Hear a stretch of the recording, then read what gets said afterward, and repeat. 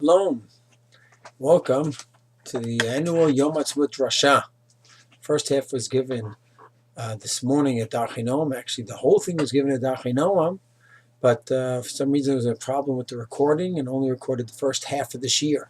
In the first half, we discussed the theme of the year. Every year we have two parts of the Yom Ha'atzmaut Derasha. First, we have the theme of the year, and then we have the brachot that we review from last Yom Ha'atzmaut till this Yom Ha'atzmaut. The theme this year was the Aliyah Har Bayit, 50 years after we conquered the Har Bayit.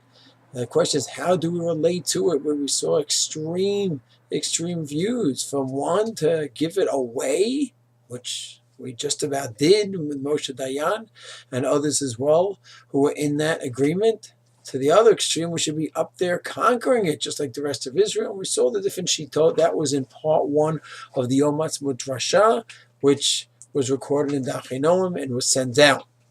The second part is a reflection of, we reflect on the brachot and the progress of this past year. And Baruch Hashem, the progress is enormous, both physical and spiritual. Of course, the goal is spiritual existence, but there is so much importance to the physical progress along the way. And Baruch Hashem is very, very great. And the handout, which Mitzvah Hashem I'll send out as well, it was about 42 pages. This is page 20 of the handout. It talks about the fact that the head of the army, Chief of Staff Gadi Eisenkot, went to Auschwitz, and what did he take with him? With the March of the Living, which of course is so symbolic that here we had no one to defend us 70 years ago in terms of mankind, and no one defended us in terms of the nations of the world. We all know they knew what was going on, records, documents, and didn't do a thing about it in general. And here we go back and we say never again, that the Jewish nation will do their best to try to defend the Jews in Israel and really all around the world. What was amazing is that, what did he take with him? Okay, Gadi, what did Gadi take with him? He took with him the Torah, but not any Torah, the very Torah that Rav Goren had when he went to the old city, to the Kotel, on the day that we conquered in 1967. He took it back. Which, what a message. How from is Gadi? How many mitzvahs is he careful about? I don't know. Hashem will judge him for that. But taking that Torah is a statement that we are not just a secular Jewish nation.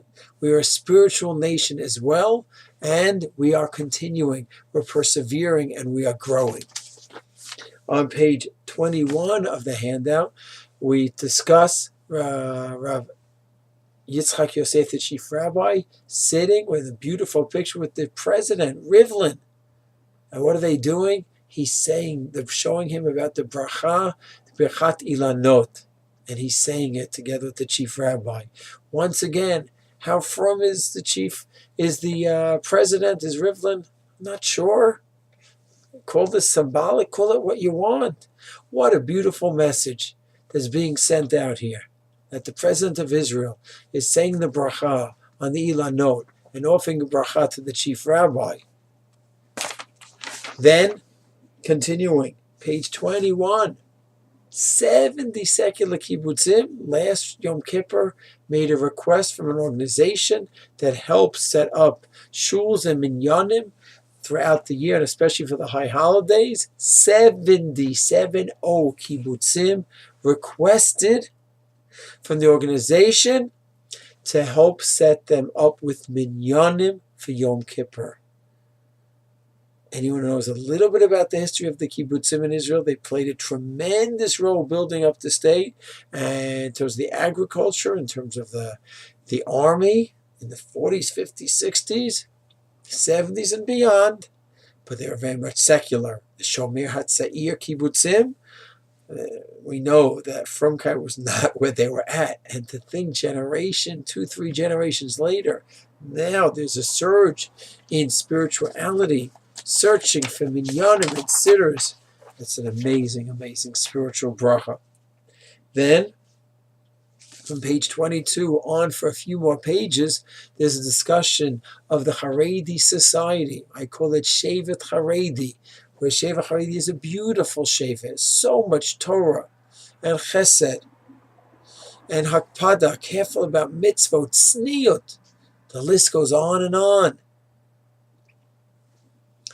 And after the Holocaust, combination of a few factors caused the Haredi world to be very, very focused on learning and Torah and day and night. And it was a destruction in the Shoah, and there was a need to rebuild Torah. And therefore the Haredi leaders, Chazon Ish especially, held that we have to be focused on learning Torah. And there wasn't a great love of the state, so there was a joining the army. That was not a major attraction either. And for various reasons, it was set up that the focus was Torah, Torah, Torah. Not a lot of focus on professional training, and not a focus on the army for various reasons. So the question is that a permanent setup, or is that a holding pattern just to rebuild the Torah world? And slowly there's going to be changes to go back to the way it was throughout history, where you had a certain group would stay on in learning for many years and become the next leaders and rabbis of the generation, but the masses would not have that full-time learning for so many years.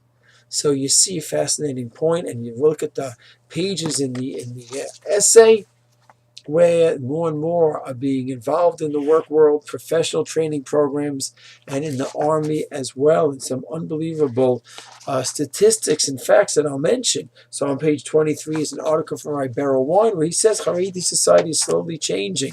Haredi society is a beautiful society, but there are certain areas that may need a bit of an adjustment because of the economic situation and other factors as well, and that's slowly happening. Rav Wine says sometimes it's more of a grassroots movement, and it may not come from the top, where it's sometimes a little delicate to make those changes from the top, but it's happening slowly. It's important to see. Okay? And on page 25, sometimes we talk about the tension between the Chilonim and the Haredim, and it's not always smooth, the religious and the non-religious, not smooth at all. But on page 23, there's a beautiful picture of Ayelet Shaked from Bayit Yehudi, the justice minister. Where is she? Well, she's with a whole bunch of Gur Hasidim. What's she doing at the wedding? So there's a wedding of a Litzman, the health minister, a Gur Hasid marrying off a grandchild. And he says, Ayelet Shaked, you are invited to the wedding. You better come. You see a tremendous achdus over there, that he's telling her, you need to come to the wedding. And she came. So yes, there's division in Israel, there's issues in Israel, no question, need to be worked out. But it's very, very crucial to see the achdus and the connection that we have as well. Of course, very often when there's problems and strife, that's what gets focused in on. And then on page 25 as well, Haredi has highest percentage of recruits in combat units. An unbelievable fact about Elad, the percentage of Haredi young men joining combat units. In 25, Israel Haredi officers serving in the IDF, 113 officers. And that's an unbelievable involvement as well. And this is all on the handouts. For those who don't have the handout, it's you could get it from the Menard Hamor website. So on the Menard Hamor website, the Yom Haazmaut Derasha for 2017. Then you have on 26, the topic of the year was the Temple Mount, where I mentioned the different shitot, and the idea that there were many who already come into this topic of Temple Mount with an attitude that this is not anything great. Kiva Sha'aretz, conquering Israel, that's not for our generation for various reasons, and therefore why go up? Why get involved in all these fake code? Then on the other side, you can have those that say, wait a second, this is a great mitzvah. Conquering Beit Shemesh, Hebron, Beersheba, Elad. So now we have to conquer Har Bayit. This is even more important. So for those who hold that way, so you have to navigate around the halachic issues, make sure you don't go to a prohibited area, make sure there's tevilah and mikveh and all the preparations, and it's a great mitzvah to go up, and that's how we're going to reconquer it. So you could conquer Beit Shemesh by living in Beit Shemesh, conquer Hebron by living in Hebron. You conquer Habai by going up. You can't live there, so you go up. And you show Jewish presence there. And there you see the facts. The proof is in the pudding. Okay? 35% increase. There were thousands of people on Pesach alone. A few years ago, there was a fringe group that went up. Now, thousands of people. People are beginning to see and realize, and the police, the Israeli police and the Waqf, everyone is working together to accommodate this normal group of Jews that want to go to the Har HaBayit. And that could really be the process that needs to be done. And it's happening. Moving along on page 27, 28 of the handout, you have a picture of Netanyahu, Mamuna, which was the Moroccan festival right after Pesach. He's talking about how much we have to be happy about. There's so much progress here. There's so much to celebrate, and I totally agree with him. And I very much hold that he has a big part in it, with Hashem's help, of course, where he's guiding the nation. Not always easy, to say the least. And he's navigating with the different parties, the religious, the secular, Haredi, Datilami, Chiloni. It's very challenging. And yet he is running the captain of the ship while we are progressing with meteoric growth. And I thank him tremendously for that. 28 on the bottom, Israel named third best country to raise kids. And this is not by an Israeli. This was not set up by an Israeli organization. Who set this up? Who made such a statement like this? Is the Business Insider, nothing to do with Israel, where they analyze different aspects of raising children, such as education, health, family time, family-friendly, health care, outdoor activities, parks for the children. And Israel rated high up. So number 3 on a list, set by outside people, writing the list. It's amazing. There was one con that I put down on the list, which is what? Family friendly. Not only does the culture dictate time with family, it allows for that time to be anywhere. Babies and kids are welcome in all spaces. Crying, noise, and foul small people wherever they go is fully accommodated in the endless parks that dot the country, the cafes that are equipped to handle kids, and the messes, an unusual amount of kid-focused theaters and museums. And here's the con. The con is, as children are everywhere, everyone thinks they have a right to help you raise them. Why is he crying? Where are our socks? I think he's hungry. These are all comments that I have received from passerbys, from strangers. I try my best to find these comments endearing. But sometimes the idea of a village trying to help me raise my children is a little too close for comfort. Okay, so someone said, great place to raise kids, but I don't need help all the time. Those should be our problems, that every other Jew here in Israel feels that one big family, and I'll put my 2 cents in about how you should raise your children. Then, on page 30 of the handout, Israel is in top 10 for life expectancy. Top 10. 84 years old.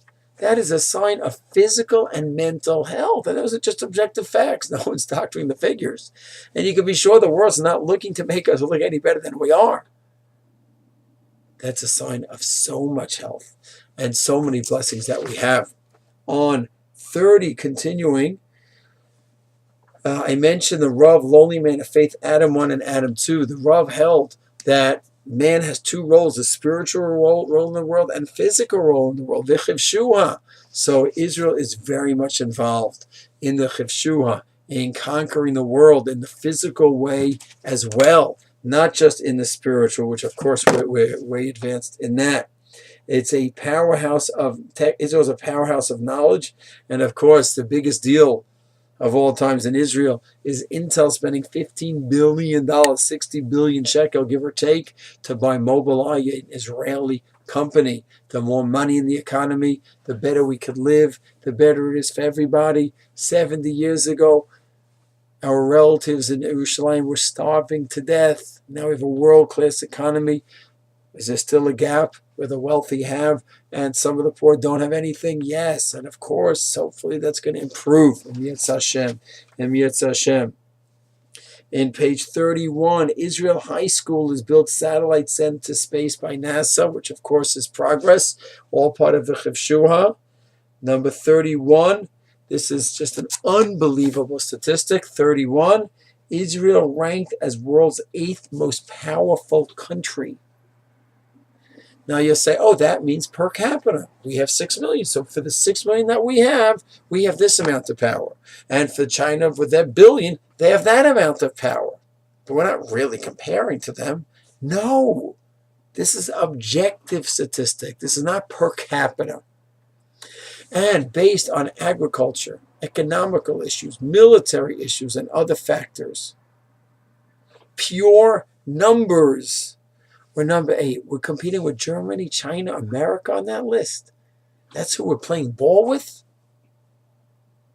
That's beyond. 69-year-old country, a sliver of a piece of land, war-torn year after year, decade after decade, another major war or a minor war. Number 8 in power in the world. That is beyond anyone that does not see an incredible partnership between man, the Jewish people, of course, and Hashem. I think is missing something very, very great. Then we talk about Esav son of Yaakov on page 32. Esav son of Yaakov, there's only one response to deal with Esav and the hatred of the Gentiles. The response is to emulate Yaakov Avinu. That's it. And Yaakov already prepared for Esav. He was ready for war. He tried the political aspect, giving him presents, and he said, Hashem, help, I've done everything I could. That's what we do here as a nation. Sometimes it is the same person. You might be a Chayal from Hesder, where you're davening, and you're fighting, and you're doing everything. Or a person might be more of a secular Jew, where he's doing the fighting, he's doing the economics, he's doing the political stuff, and the other one is one who's davening. It could be a few different approaches and variations. But Bigadol, in the full picture, we have all the factors combined in one way or another, and how do we need it? Resolution 2334, our good friend Obama, as he's leaving, kicks us in the face, throws us under the bus, does what a president of America doesn't do, destroys us. But Baruch Hashem, he was gone, he's gone, maybe gone forever, speedily soon. And already Trump trying to fix some of the damage that he did. But we see him and the UN, John Kerry, how evil they are, how much they want to destroy us. Without the triple plan to defend ourselves, we are in trouble. But Baruch Hashem, we have great leadership. As I said, Bibi to me is a great leader.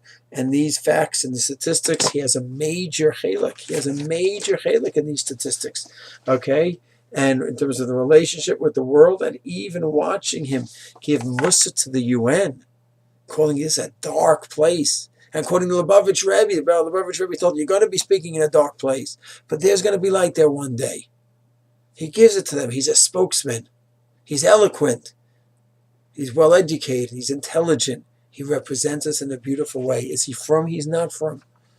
He has a son who won the Chidon Tanakh. He has a from daughter, but he's not from. Okay. But he's a Jew who's looking to help out the Jewish nation, in my opinion. We have to have a lot of Hakar Tov and understand the things that he says and how much he's influenced the world. And that's what is written on page 33 and 34, 35. There's a lot from Bibi. I think he's a great leader, and we should have appreciation for him. And there's quotes there from his UN speeches and other speeches as well. On page 37, there's even progress at the UN. He said there's a little bit of light at the UN, Bibi. So even though he saw 2334 coming and he knew there was evil up ahead, he said there's light, and the light is there. Where Dani Danon, or feisty representative in the UN, he was elected chairman of the GA 6th committee. Of course, all the Arab parties were going crazy. But the world recognizes it deals with legal issues, and that was a great achievement. And the UN to have the chair of a committee for the Israel, unheard of. So there's progress. We've got to keep playing all three fronts. The tefillah front, of course, but together with that, the military front, the political front. It is a perfect emulation of Yaakov Avinu. And then international relations, 37, 38, where Bibi is unbelievable. Paraguay. And then you have on page 38, in the middle of the year, this past year, he built up relations with Turkey, with Egypt, with the African countries, where they're all coming to Bibi. They're all meeting with him, building relationship with those two go hand in hand. Once we saw what Obama could do, that America could drop us like that, how important it is to have relations with everyone, because you just can't put all your eggs in one basket. So Obama didn't really represent America. Thank God America under Trump is much stronger with their connection with us. Still, we need to build relations with anyone we can. China, India, Russia, whoever it may be. So that way we can go ahead and see who we can count on at each specific time and event. Then, an interesting point, 39, people said Netanyahu, he's so right-wing, the right-wing government, and the whole world hates him. He's one of the top 10 most popular people in America, interestingly enough. 39, talk about some of the financial giants in the world, how much they invest in Israel because they have so much faith in Israel. Shimon Peres is mentioned on page 40. People think of Shimon Peres, Oslo, his book, The New Mideast. And they argue with it, reject it. Don't miss the greatness of the man who passed away this year. He dedicated his life to the country, and he always was thinking about the country, sometimes with plans that weren't always so great. And Oslo was a disaster. Did he admit it? Did he not admit it? Doesn't matter. Don't miss A, his efforts to always try to help, and B, his real accomplishments. We're a nuclear power. How much has that stopped and deterred other nations? And with the Air Force, he's been so involved from every major event. Sometimes his involvement was less than complimentary. But so many other times it was great. And we should appreciate that. Have a karatatov to Shimon Peres Zichrono Livracha. 40 on the bottom talks about Kibbutz Galiot. Of course, we are the biggest Jewish community in the world. We bypassed America a few years ago.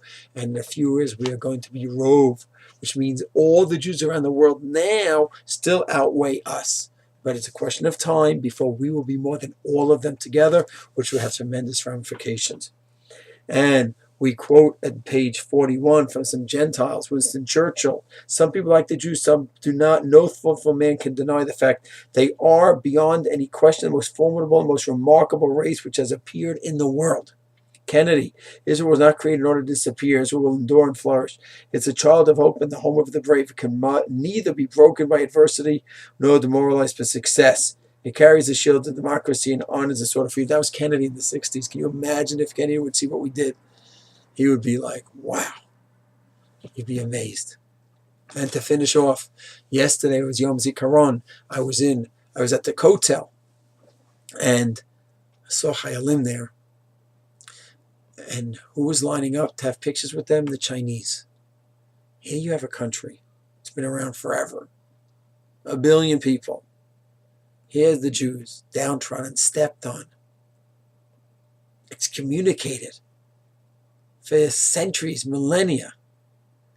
And these Chinese people, what's their pride? To have a picture with these Jewish soldiers. That's their pride. That's their honor. Unbelievable. And then I also wanted the picture with the Hayalim, the ones who were standing with by the candle, by the fire, remembering all the fallen soldiers. And after they finished their shift, I grabbed them for a picture. And I said to her, what's your name? Where are you from? I'm talking. Brin, Gush, Rabbi Brin, son-in-law of Rav Amital. Rav Amital's your grandfather. Oh my gosh. I know with Rav Amital decades ago, he started the Hesder world. Now his grandson in Hesder Ben Torah, he's learning. And to watch the Masorah in front of our very eyes, from the ashes to greatness, the synthesis of the Torah and the army, it's just magnificent. And then the final point of the drasha, which is Am Yisrael at its best. 41 and 42 is a picture of this young tzaddik, where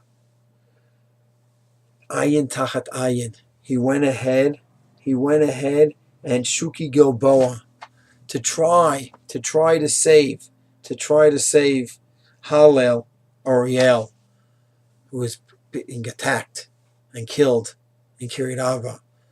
And he was there. They heard that someone broke in, and Shuki ran into the house to try to save her. Unfortunately, it was too late, and he himself lost his eye. And what did he say? What did he say, this tzaddik? He says, Ohev ani et ami, I love my nation. I love my nation. I love Eretz Yisrael. Ani ma'amin. Shalizu melachet chayai. This is my job, to try to save the Jewish people. This is what I try to do. Ein li tzorach od bashum davar. I need nothing else in the world. And here's a picture of him on the last page, page 42. This in the hospital, right after he lost his eye. It's covered up because it's gone. These are the Jews of Eretz Yisrael.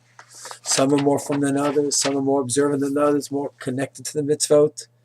But every Jew here is so special and playing a major role in the meteoric growth of the Jewish nation, both physically, both spiritually. It's an unbelievable Chag, the 69th year and the 50th year of conquering of Yerushalayim. There is so much to praise Hashem for, so much to thank Hashem for. And in Yetz Hashem, we should just go Michayel L'Chayel. Shalom and Chag Sameach.